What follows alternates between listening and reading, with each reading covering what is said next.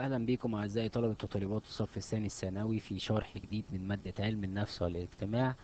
معكم مستر أمير عدلي مدرس مادة فلسفة وعلم نفس واجتماع. احنا المرة اللي فاتت كنا أخدنا الموضوع التاني في علم النفس اللي كان بيتكلم عن تعريف علم النفس، وقلنا هو الدراسة العلمية التي تدرس أو تقوم بدراسة سلوك الإنسان والحيوان كاستجابة لمختلف المثيرات. وقلنا ايه هي الدراسة العلمية، وعرفنا السلوك والمثير والاستجابة، وبالإضافة عليهم النشاط. كان عندنا نشاط عقلي والنشاط انفعالي والنشاط الحركي والاجتماعي.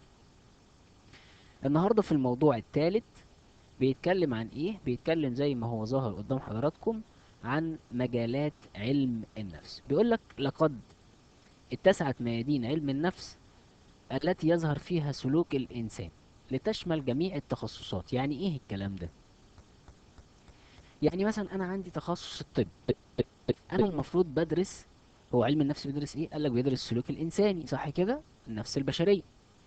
ايه هي افضل حاله للنفس البشريه وسلوك الطبيب، وازاي يتعامل مع المريض بتاعه؟ بيدرس علم النفس. طب ايه هي الحاله مثلا علم النفس التجاري؟ ايه هي الحاله الكويسه او افضل حاله، ازاي البائع يتعامل مع المشتري عشان يقدر يحقق بيع ويبقى في عنده انتاج، سوري، يبقى في عنده شراء. طيب علم النفس الاجتماعي، وجود الانسان داخل جماعة بيتأثر وبيأثر فيهم، كل ده. اذا يبقى انا عندي هنا مجالات كتيرة جدا في اي مجال بقى من العلوم، طب او تجارة او صناعة او حتى الحربي او السياسي، بدرس فيه ما يجب ان يكون عليه سلوك الانسان عشان يتحقق الهدف من علم النفس، وهو ايه؟ تفسير وفهم السلوك والتنبؤ به وضبط والتحكم في السلوك. زي ما انتم شايفين احنا عندنا في مجالات علم النفس، عندنا المجال النظري والمجال التطبيقي، او المجالات الاساسية والمجالات التطبيقية. ركزوا معايا جدا جدا جدا في النقطة دي. انا عندي 6 مجالات في المجالات النظرية او في علم النفس النظري، و7 مجالات في علم النفس التطبيقي. احنا كان عندنا اهداف علم النفس، قلنا 3 اهداف. اول هدف وتاني هدف اللي هو فهم السلوك وتفسيره والتنبؤ بيه، بيهتم بيه علم النفس النظري او الاساسي. الهدف التالت اللي هو ضبط السلوك والتحكم بيه، يهتم بيه علم النفس التطبيقي. ادينا مثال على سبيل المثال اللي يفرق لي ما بين علم النفس النظري والتطبيقي. الزوج والزوجة في اي بيت. الزوج وظيفته يعمل ايه الاساسية؟ ينزل يشتغل ويجيب مصروف في البيت. طيب الام تعمل ايه؟ تاخد المصروف ده من الزوج، تبدأ توزعها على الأولاد. تجيب ده هتجيب بيه أكل، ده هتديه المصروف الدروس، ده هتخليه للبيت في وقت محتاجينه، ده هتخليه لمصروف أي حاجة بقى، اشتراك في جيم أو في نادي أو جمعية، حتى اللي بيحصل في بعض البيوت المصرية، معظم البيوت المصرية. إذا أرجع أقول لكم تاني، أنا عندي نظري وتطبيقي، مجالات نظرية ومجالات تطبيقية. المجالات النظرية تفسر وتفهم سلوك الإنسان، تمام، وتتنبأ بيه بس، شكرا. اما المجالات التطبيقية تعمل ايه؟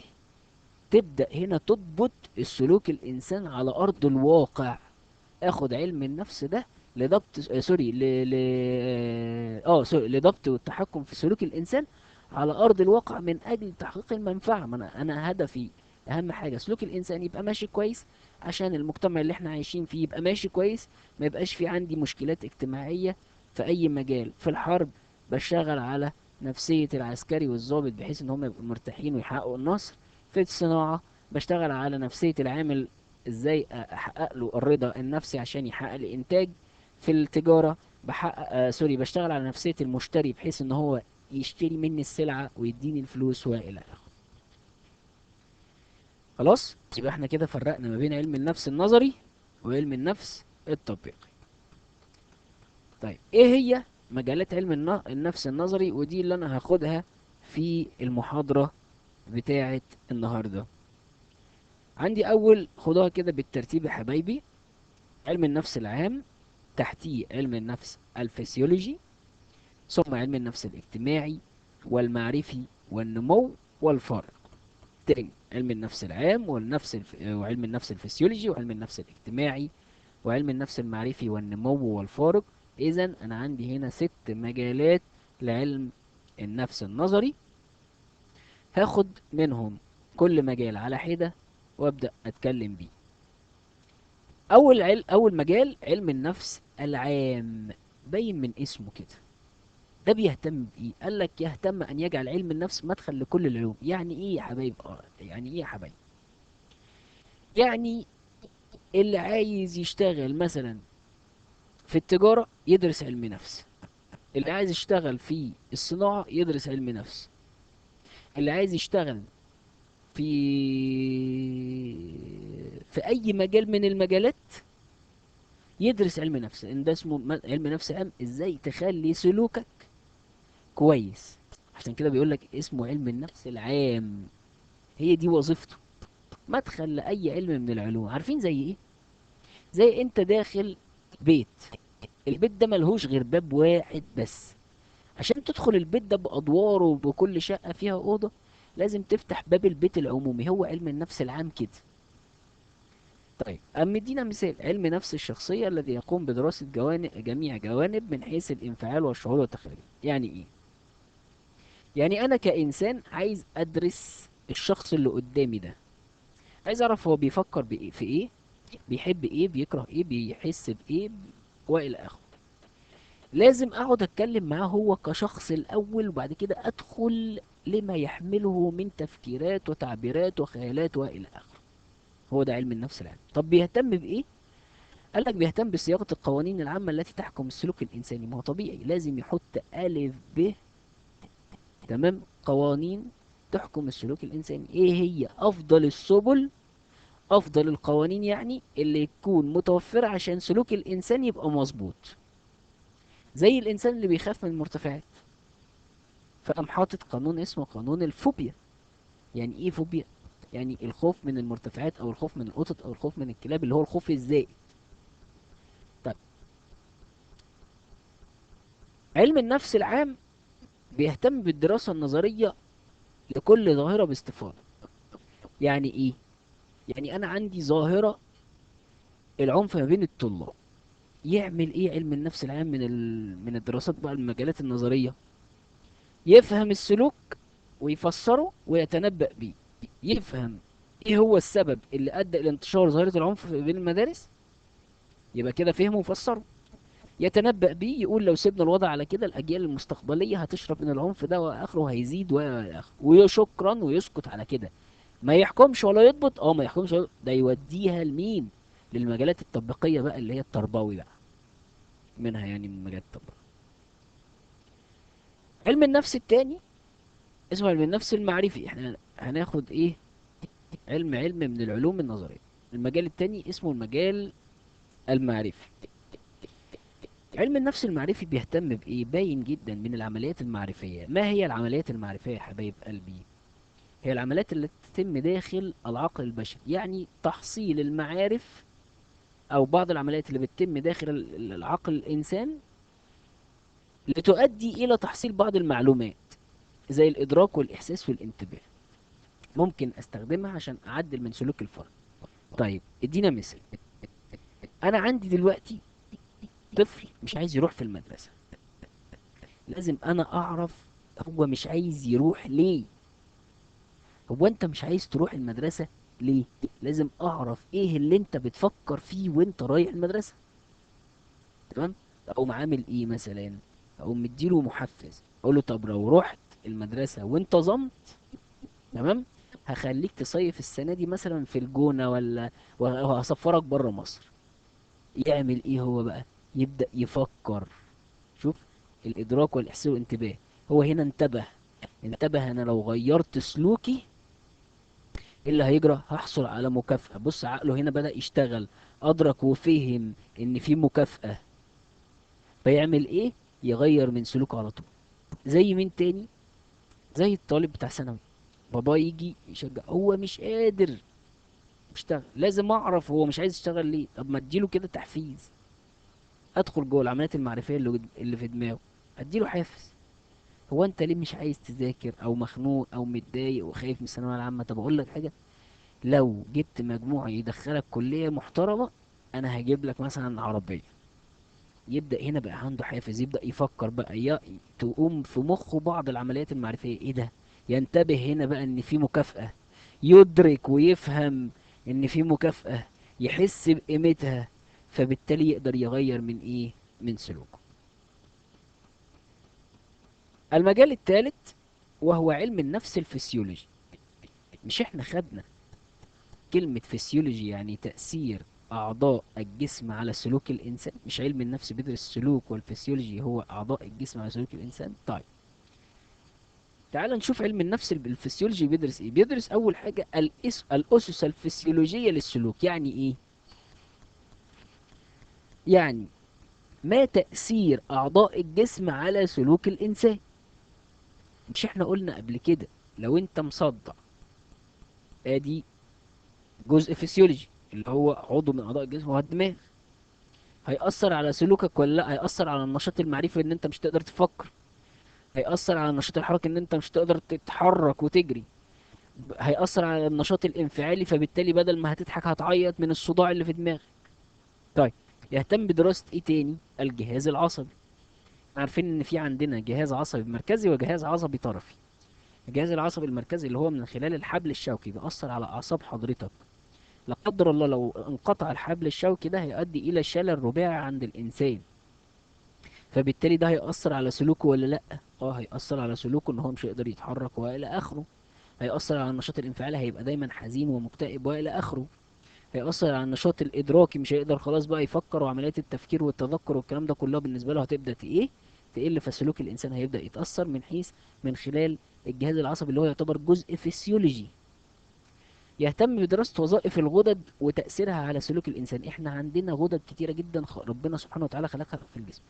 تأثير مثلا الغدة الدرقية. الغدة الدرقية دي موجودة فين؟ تحت أسفل الرقبة كده، قدام إيه، القصبة الهوائية. الغدة الدرقية دي سبحان الله، لو قل إفراز الغدة الدرقية الإنسان يحصل له تخلف. طب لو زاد يحصل له اضطرابات في ضربات القلب. إذا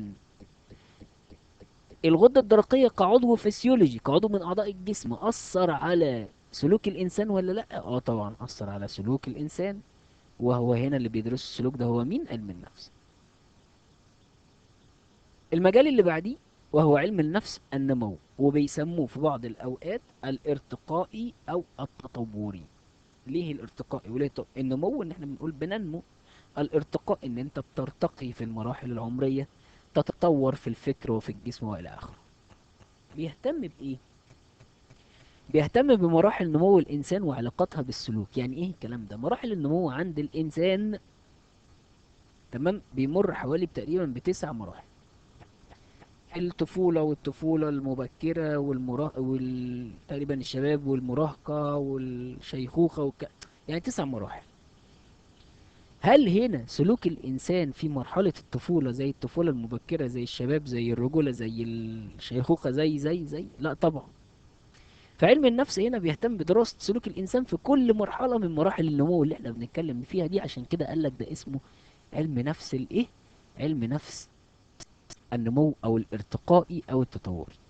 على سبيل المثال، هل هنا الطفل وهو لسه صغير وهو عنده 6 سنين، ماما او بابا يشتروا له تي شيرت اي لون اي شكل يلبسه وهو فرحان. يكبر شويه يخش في مرحله ابتدائي، يبدا هنا يعترض، يقول لك لا، انا ليا راي وهختار، مش كل حاجه هتجيبوها لي. اذا بشوف سلوك الفرد كله. يدخل في مرحله المراهقه، ماما وبابا خلاص بيشيلوا ايديهم من موضوع شراء اللبس ده، وهو اللي يبدا يشتري على كيفه وعلى عجب اصحابه. سلوكه هنا بيتغير في كل مرحله من. في مرحلة المراهقة لسه منوي، الشباب يبدأ ينضج شوية، الرجولة خلاص بقى مسؤول، الشيخوخة خلاص بقى حكيم، بقى عاقل ناضج.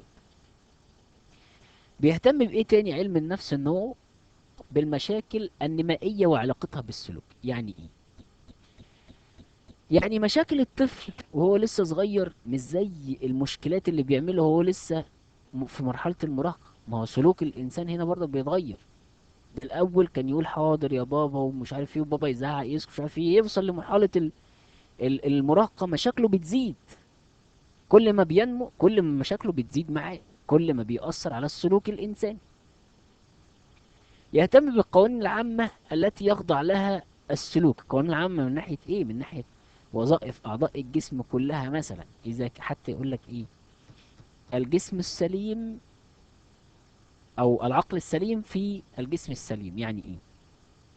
القوانين العامة دي أنا بشبهها بكل أعضاء جسم الإنسان، لو كانت كلها سليمة كان سلوكه كله سليم. يعني كل ما الإنسان يكون رياضي كل ما تلاقيه عنده سلوك كده مرح، فليكسبل كده، مش اتنشن. تمام.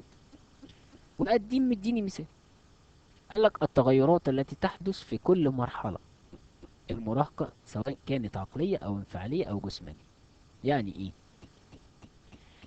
أنت وأنت صغير جسمك بيبدأ ينمو تدريجيا، الشكل بيتغير، طريقة التفكير اللي هي العقلية بتتغير، طريقة تفكيرك بتتغير في كل مرحلة. انفعالاتك اللي هي الحب والكره والحقد والكراهية والكلام ده كله بتختلف من كل مرحلة للتانية. يعني ممكن تكون انت بتحب واحدة جدا في مرحلة مراهقة، تمام، وتعمل معاك فصل مش كويس فتكرهها كره العام، تنمو شوية وتخش في مرحلة الرجولة تفتكر الأيام دي تقعد تضحك، ايه اللي أنا كنت بعمله ده. شوف طريقة تفكيرك وانفعالاتك وجسمك كلها بتتغير، حتى حركتك وانت لسه شاب غير وانت لسه كبير.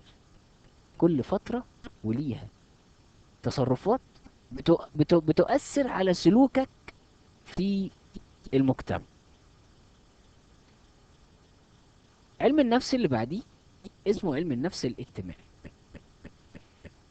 تاني، انا قلتها قبل كده، هو علم النفس بيدرس ايه؟ بيدرس سلوك الانسان. هو الانسان ده عايش جوه مين؟ جوه مجتمع، اذا سلوك الانسان بيأثر على مين؟ بيأثر على المجتمع، صح كده؟ عشان كده بيقول لك علم النفس الاجتماعي، يعني بيشوف تأثير الفرد على الجماعة او على المجتمع. طب المجتمع بيأثر في الانسان؟ اه طبعا بيأثر في الانسان. اذا يبقى هنا بيهتم بتأثير المجتمع وتقاليده وعاداته على الفرد وعلى سلوكه، وتأثير الفرد نفسه على المجتمع. ادينا مثال. يعني على سبيل المثال لو انا انسان عايش، انا هديكم مثال دلوقتي على سبيل المثال، تأثير تقاليد المجتمع على الانسان، على سلوك الانسان. انا انسان النهاردة عايش في اوروبا، المجتمع الاوروبي عنده ثقافة، ليها ثقافة معينة، التحرر الفكري والى اخره، من حقك ان انت تعمل كل حاجة بحرية، محدش ليك عليه رقيب. فلكن هل سلوكك هناك هيبقى زي سلوكك لما ترجع في المجتمع المصري الشرقي الأصيل، المجتمعات البسيطة؟ لا طبعا. إذا إن المجتمع بتقاليده وبعاداته بثقافاته أثرت على سلوكك جوه المجتمع. طيب تأثيرك أنت بقى على الجامعة، لو أنت كمدرس، أنا هو كمدرس بشوف، أنا معايا مجموعة من الطلاب فليكن 40 50 60 طالب، دول جماعة هنا مجتمع، بشوف درجة تأثيري أنا عليهم إيه. هل فهموا مني؟ تأثروا بشخصيتي ولا لأ؟ حبوا شخصيتي ولا لا؟ اندمجوا معايا ولا لا؟ حبوني كرهوني الى اخره. كل ما يحبوني اكتر كل ما يفهموا مني اكتر، كل ما ينجحوا في المادة اكتر، كل ما يطوروا من نفسهم اكاديميا اكتر. موضوعات علم النفس الاجتماعي ايه؟ بيدرس الحروب والتعاون والتنافس. لو لاحظتوا الحاجات دي كلها هتلاقيها عبارة عن جماعات، جماعة الحروب ما بين بلد والتانية بتأثر على المجتمع ككل. التعاون يؤثر على المجتمع، كلنا بنتعاون من أجل تحقيق ال الاقتصاد والإنتاجية في المجتمع ولا لا. التنافس لينا ككل، أنا مش بتنافس على المستوى الفردي، بلد بتنافس بلد على بطولة فبيؤثر على المجتمع بتاعها كله، إن هم اتبسطوا وإلى آخره. سلوك كسلوك المجتمع، خرجوا مبسوطين، خرجوا حزانة، خرجوا مش عارف إيه بتاع إلى آخره. وقام مديني أمثلة: تأثر الأبناء بالآباء، والطلاب بالمدرسين، والفرد بثقافة المجتمع اللي بنعيش فيه، اللي أنا لسه كلها أمثال أنا يعتبر اتكلمت فيها. علم النفس السادس والأخير من العلوم النظرية التي تهتم بدراسة فهم وتفسير السلوك الإنساني والتنبؤ به فقط، هو علم النفس الفارق. يعني إيه؟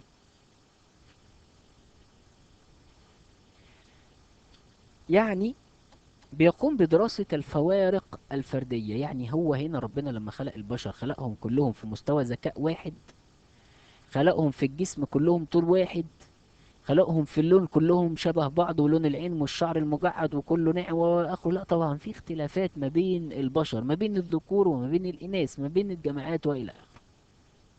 إذا يبقى أنا عندي في اختلافات فسيولوجية، في اختلافات فكرية، صح كده، في اختلافات في التطور المهني وإلى آخره. طيب، هو أنا هنا ليه بدرس علم النفس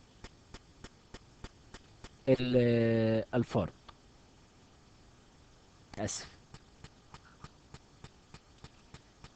زي ما قلت لحضرتك، أنا بهتم بدراسة علم النفس الفارق عشان أشوف الاختلافات ما بين الطلاب، أشوف إيه الفرق المستوى العلمي والمهني. يعني مثلا عايز أقيس الفرق أو أقيس نسبة ذكاء مجموعة من الطلاب عندي. طب أعمل إيه؟ بشتغل على نفسية كل طالب وأطرح بعض الأسئلة المختلفة، تمام، وأشوف هل الاستجابة هتكون كلها واحدة ولا في فوارق في الاستجابات. دي على كده ان في واحد يجيب 25، في واحد يجيب 30، في واحد يجيب 26 ونص. اذا في فروق في التفسير في التفكير. طب عايز اشوف الجانب الفسيولوجي، تمام، اجيب اتنين في نفس مستوى الجسم مثلا واخليهم يجروا، اقول له اجروا هنا نشوف مين اللي هيسابق التاني، ده بيأثر ويرجعوا والى اخره. يبقى انا هنا خدت المجالات النظرية في علم النفس وتأثيرها على سلوك الإنسان.